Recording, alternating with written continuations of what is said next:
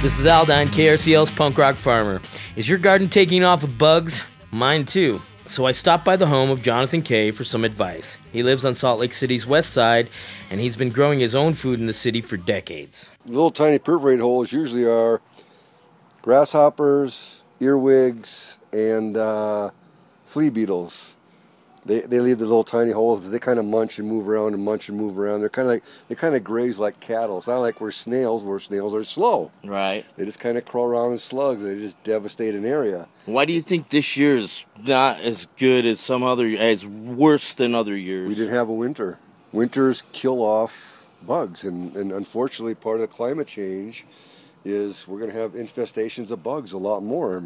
It's going to get worse and worse, and it's like, how do you compete with it? And it's like people are worried about their lawns now with drought. Maybe they got to start worrying about their food supply. Mm-hmm. I've been farming, gardening this plot for 30 years, and it's like this is the worst infestation I've had in 30 years here. I mean, you can walk around, you can see it. I mean, you see it on spearmint. It's got holes in it. So I've been dusting with diatomatrix earth. Diatomatrix earth is a really good, environmentally friendly product you can use for crawling insects like grasshoppers, earwigs, snails, slugs.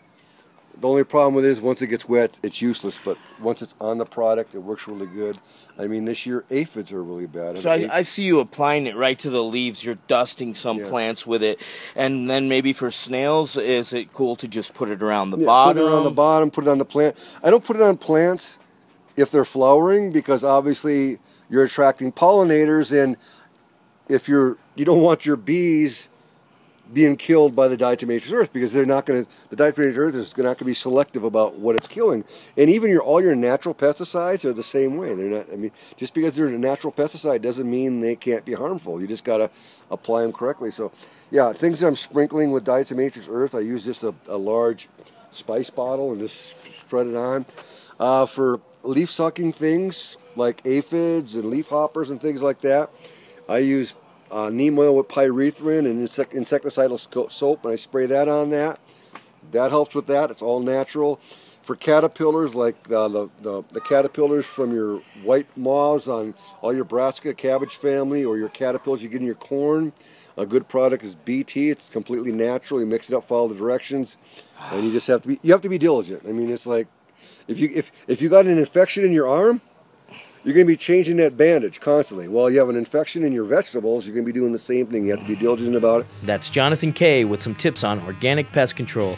This is Aldine, the punk rock farmer.